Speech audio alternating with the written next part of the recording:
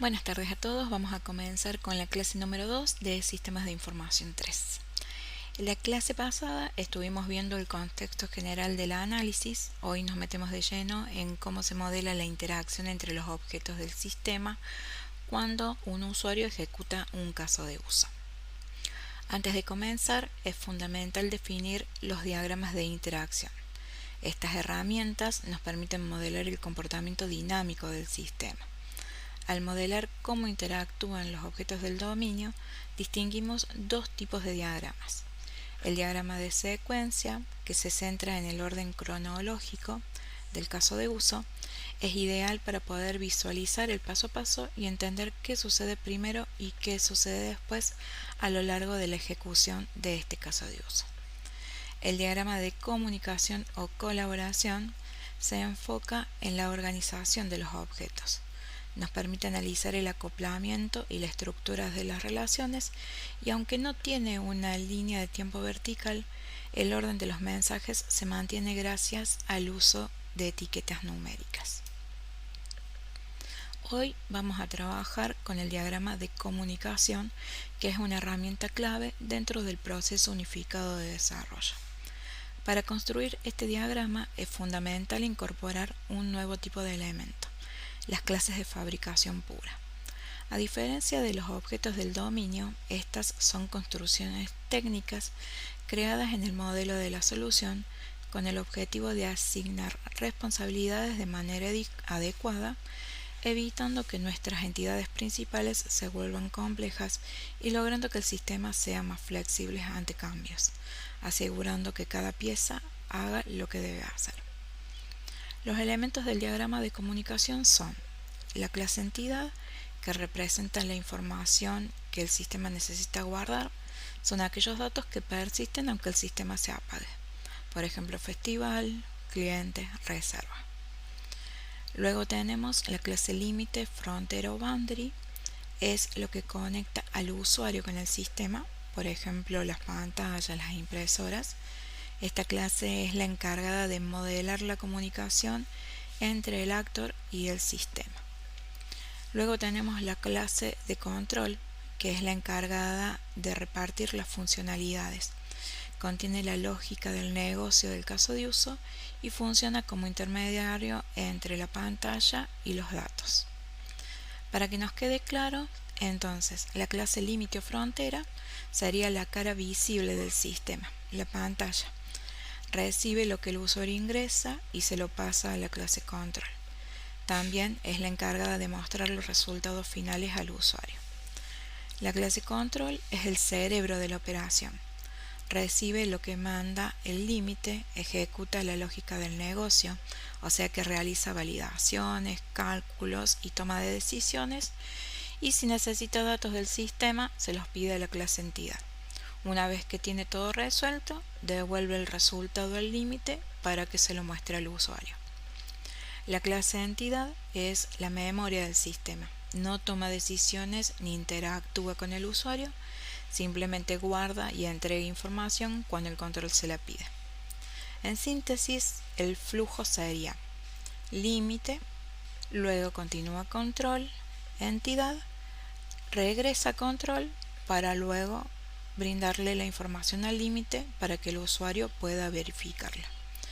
La pantalla nunca habla directamente con la entidad y la entidad nunca habla directamente con el usuario. Con esto claro, vamos a pasar a lo que es el diagrama en sí. El diagrama de comunicación, también lo pueden encontrar también como diagrama de colaboración, es un diagrama de interacción UML. Lo que hace es mostrar cómo los objetos se comunican entre sí para llevar a cabo un caso de uso.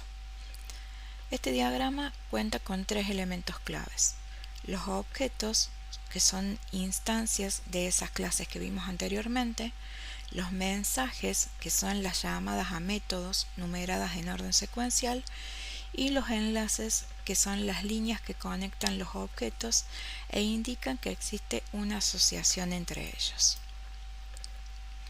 Veamos ahora los cuatro participantes típicos de cualquier diagrama de comunicación. Primero es el actor, que está representado con la figura de palito, es quien inicia el caso de uso. El usuario es quien hace clic y debe ingresar los datos.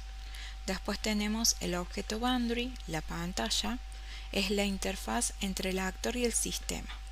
Recibe los datos, los muestra, habilita o deshabilita campos, pero nunca guarda nada. Luego, el objeto control es el gestor, el coordinador. Es el que ejecuta la lógica del caso de uso, recibe lo que manda la pantalla, valida, consulta entidades y devuelve los resultados. Y por último, el objeto entidad, que representa los datos persistentes. Guarda y recupera información. Son las mismas clases que identificamos en el modelo del objeto del dominio del problema. Algo muy importante que debemos recordar es que el diagrama modela objetos en ejecución, no clases. Es decir, que en este diagrama lo que vemos son instancias que existen en memoria mientras el sistema está corriendo. Es importante recordar que el objeto boundary, o sea la interfaz, nunca persiste información. Su rol es puramente de mediador entre los datos que ingresa el actor y los que debe transferir al gestor. Detenernos en este punto es clave, ya que la confusión suele ser frecuente cuando comenzamos a modelar estos diagramas.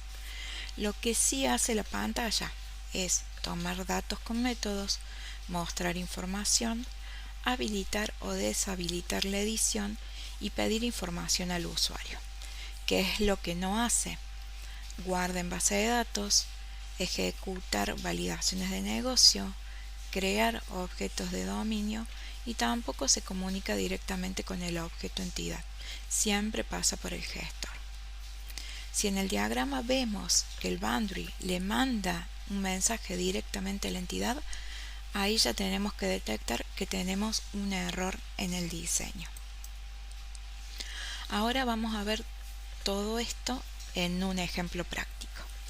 Para poder modelar un diagrama de comunicación necesitamos como entradas el modelo de objeto del dominio del problema y los diagramas de caso de uso con sus descripciones. Este ejemplo es un caso de uso de curso normal. El caso que vamos a analizar es el de registrar festival. Vamos a ir construyendo el diagrama paso a paso, sincronizando cada paso del flujo básico con los mensajes que aparecen en el diagrama.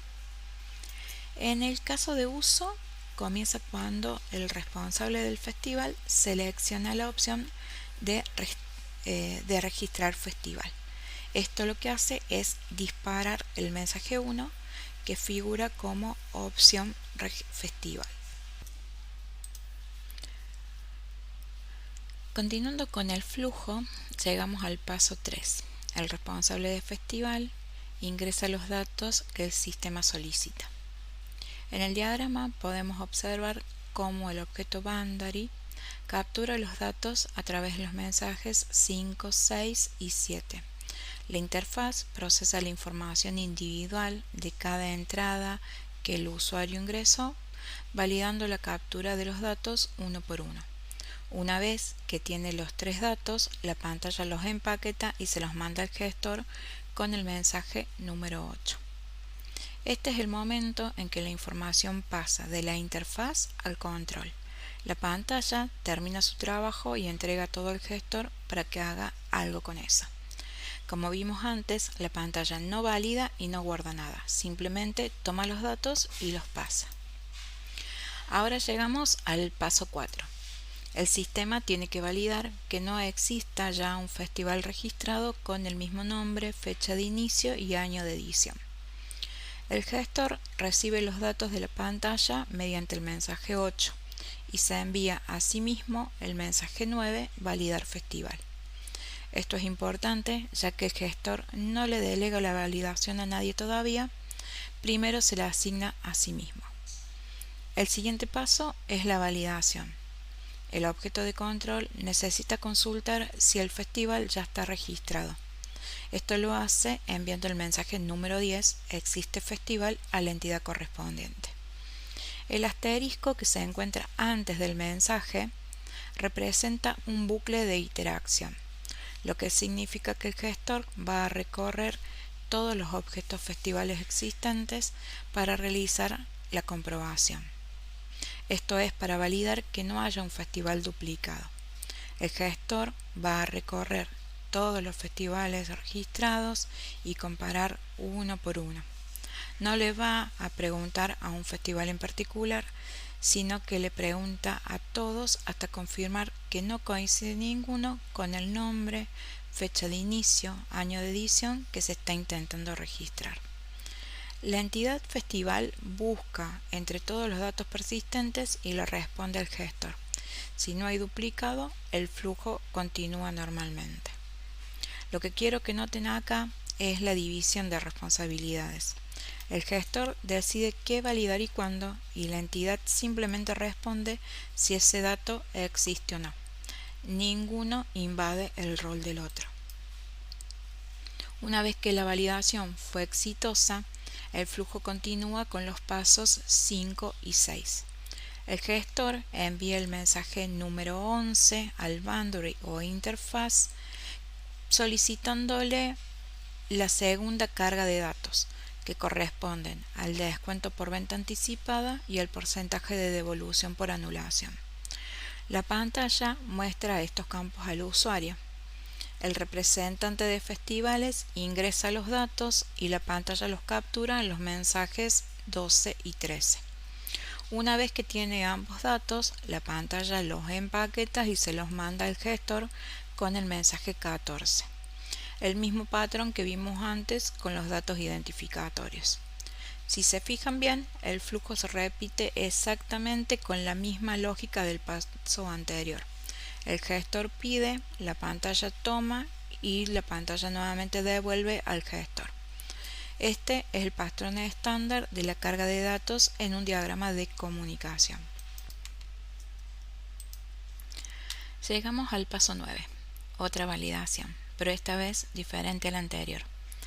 El gestor se envía a sí mismo el mensaje 21, lo que significa que esta validación la resuelve él solo, sin necesidad de consultarle a la entidad festival. ¿Por qué? Porque los datos de los días del festival ya los tiene en memoria, los recibió en el paso anterior con el mensaje 20. Entonces el gestor puede comparar las fechas entre sí directamente sin ir a buscar nada a la base de datos. Lo que valida es que ninguno de los días ingresados se superponga con otro. Por ejemplo, que no haya dos días con la misma fecha. Si no hay superposición, el flujo continúa normalmente. Llegamos a los pasos finales del caso de uso, la confirmación y el registro. El gestor le envía el mensaje 22 a la pantalla, que se lo muestra al usuario. La pantalla captura la respuesta del actor con el mensaje 23 y se la devuelve al gestor con el mensaje 24. Una vez confirmado, el gestor ejecuta el mensaje 25, que es crear festival, y acá es donde comienza lo interesante. El gestor le envía el mensaje 26, new, al objeto festival que ya existe. Ese objeto representa todos los festivales del sistema. Este new crea una nueva instancia de festival que en el diagrama aparece como nuevo festival. No es el mismo objeto que festival, sino que es uno nuevo que acaba de crearse en memoria. Ese nuevo objeto festival a su vez tiene la responsabilidad de crear sus propios días, porque festival y día festival tienen una relación de agregación. Todo es responsable de crear sus partes. Entonces, nuevo festival le envía el mensaje 27, que es crear día festival, al objeto día festival, que ejecuta el mensaje 28 new. Este mensaje también tiene el asterisco, que lo que nos indica es que se repite por cada día que tenga el festival. Finalmente, el gestor cierra el caso de uso con el mensaje 29, que es fin CU. De este modo, el festival queda registrado como no vigente con todos sus días creados y así terminamos de recorrer el flujo completo de este caso de uso. Ahora vamos a ver algunos patrones. El primero es actualizar el estado de un objeto. El objeto en este caso es un pedido, el ejemplo en este caso es un pedido que se cancela. El flujo comienza con el gestor pedidos. Para que el sistema pueda efectuar la cancelación, primero tiene que recuperar el objeto que representa el estado cancelado. Para esto lo que hace es enviar el mensaje 1.1 al estado cancelado. El asterisco nuevamente nos indica que estamos ante un bucle de iteración. Esto significa que el gestor recorrerá los distintos estados existentes hasta hallar la coincidencia necesaria para continuar con el caso de uso. Una vez que tiene el estado identificado, el gestor envía el mensaje 2.1, que es cancelar, a la entidad cancelar pedido. Ese es el pedido específico que se va a cancelar. Observen que se trata de una instancia identificada como a cancelar. Es el objeto específico de la clase pedido sobre el cual se va a ejecutar la operación de cancelación en este escenario. Ese objeto a cancelar pedido ejecuta 3 mensajes en cadena. El primer mensaje, el 2.2, que es set estado, lo que hace es asignarse a sí mismo el nuevo estado cancelado. Después el mensaje 2.3, que es cancelar detalle pedido. Cancelar sus propios detalles. Para hacer eso le envía el mensaje 2.4, que es cancelar a detalle de pedido. Nuevamente el asterisco nos indica que se repite por cada detalle que tenga ese pedido.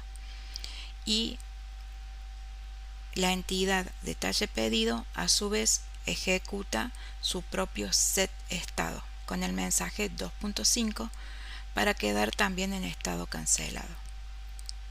Lo que quiero que noten acá es la jerarquía de la numeración. En el ejemplo anterior solamente teníamos los casos numerados del 1 al 20 aproximadamente. En este caso tenemos 2.1, 2.2, 2.3, así hasta el 2.5. Estos son submensajes del mensaje 2. Lo que nos dice es que ocurren dentro del mismo contexto de la cancelación. La numeración del diagrama de comunicación siempre va a reflejar la estructura de quién habla y a qué nivel se están hablando. El siguiente patrón es para actualizar el estado cuando existe un estado actual y uno anterior. Este patrón es una variación del que vimos anteriormente, pero tiene una complejidad extra. El objeto necesita recordar en qué estado estaba antes de cambiar. En este caso, el flujo comienza con el gestor de solicitudes de requerimiento. Se envía a sí mismo el mensaje 1 para buscar qué solicitudes de requerimiento pueden ser suspendidas. Para eso le consulta a la entidad que figura como solicitud de requerimiento con el mensaje 1, que a su vez le pregunta a la entidad estado actual con el mensaje 2 si es con el mensaje 1.2 si es suspendible. La respuesta sube de vuelta al gestor con el mensaje 1.3, enviando a la pantalla una lista de solicitudes para mostrárselas al consultor. El consultor elige una de las solicitudes de requerimiento a suspender. Entonces se envía esta solicitud mediante el mensaje 2, que lo captura el mensaje 2.1 y se la pasa al gestor. Ahora el gestor necesita el estado suspendida. Para esto envía el mensaje 3 y le consulta a la entidad de estado si está suspendida mediante el mensaje 3.1. Al tener el símbolo de asterisco, esto nos indica nuevamente que va a iterar hasta encontrar el estado correcto, al igual que lo hizo en el patrón anterior. Con todo listo, el gestor ejecuta el mensaje 4, que es suspender la solicitud de requerimiento. Esto lo hace sobre la entidad elegida. Esa es la instancia concreta que se va a suspender.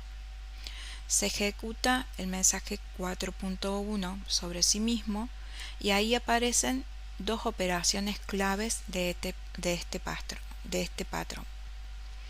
El mensaje 4.2, que lo que hace es guardar el estado actual antes de pisarlo, y recién después ejecuta el mensaje 4.3, que es el encargado de asignarle el nuevo estado, en este caso suspendida. ¿Por qué se hace en este orden? Porque si primero pisamos el estado actual y después intentamos guardarlo como anterior, ya lo perdimos. Por eso es importante el orden en que se realizan estos pasos.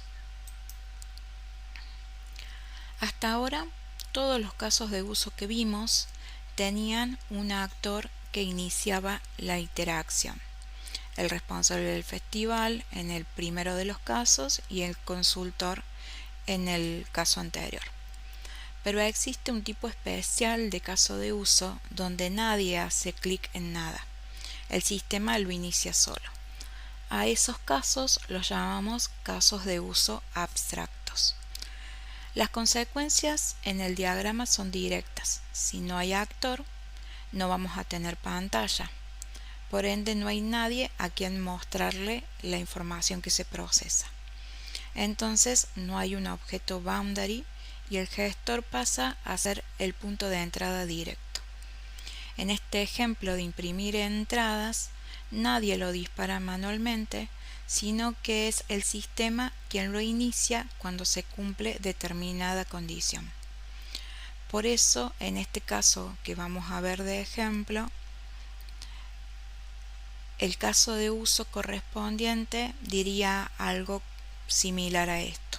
El sistema inicia cuando y continúa el caso de uso. El flujo arranca directamente con el mensaje número 1, que lo envía el gestor de impresión de entradas. Desde ahí, el gestor habilita el impresor con el mensaje número 2. Después crea la interfaz de impresión con el mensaje número 3. Lo que genera esto es un objeto de interfaz de impresión de entradas que en este contexto no es una pantalla de usuario, sino una interfaz técnica con el dispositivo físico. Lee el contenido de la entrada con el mensaje número 4 y finalmente ejecuta la impresión con el mensaje número 9. Esto lo que hace es enviar el mensaje a la interfaz física de la impresora. Noten que en el ejemplo que estamos viendo, los mensajes saltan del 4 al 9. Esto es porque no está el diagrama completo, sino que es solamente para que puedan entender el ejemplo de cómo funciona o cómo se hace el diagrama de un caso de uso abstracto. En esta pantalla podemos ver lo que sería el puente entre lo que hicimos hoy y lo que vamos a seguir viendo en las próximas clases. La regla es simple. Cada mensaje que llega a un objeto en el diagrama de comunicación se convierte en un método de la clase que lo recibe. Si modelamos bien la interacción, el diagrama de clases de análisis prácticamente se construye solo. En estas tres columnas vamos a poder ver la primera, que es la pantalla de administrador del festival, que sería nuestra interfaz o nuestra boundary. Tiene todos los métodos, por ejemplo, como habilitar ventana, pedir datos de festival, tomar nombres. Todos los mensajes que vimos en el diagrama, todos relacionados con recibir datos del usuario o mostrarlos. Ninguno que valide ni que guarde, coherente a lo que veníamos antes desde la definición. El gestor festival, que es el control, tiene las funciones de crear festival, validar festival, nuevo festival. Toda la lógica del negocio centrada ahí. El gestor es el que decide, coordina y orquesta. Y en la entidad festival existe festival, new festival, get día festival. Métodos para crear instancias, buscar datos y retornar información. Nada de lógica, solo acceso a los datos. Algo para aclarar. En la entidad festival aparecen dos métodos que nosotros no lo vimos, que es el de mostrar datos y el de vender butacas. Esto nos indica que el diagrama que analizamos hoy es solo una parte del sistema. Hay otros casos de uso que también interactúan con el festival y generan esos métodos. Para cerrar la clase repasamos estos conceptos. 1. Los objetos colaboran enviándose mensajes numerados. Recuerden que si en los objetos del diagrama, como son la interfaz o boundary, control y entidad, cada una tiene su rol bien definido y ninguno invade el rol del otro. 2. La numeración comunica el orden, la jerarquía, y el símbolo del asterisco nos indica que hay una interacción en ese mensaje. Cuando lean el diagrama, recuerden que la numeración lo que les va contando es la historia de cómo fluye ese caso de uso. 3. La pantalla nunca guarda ninguna información.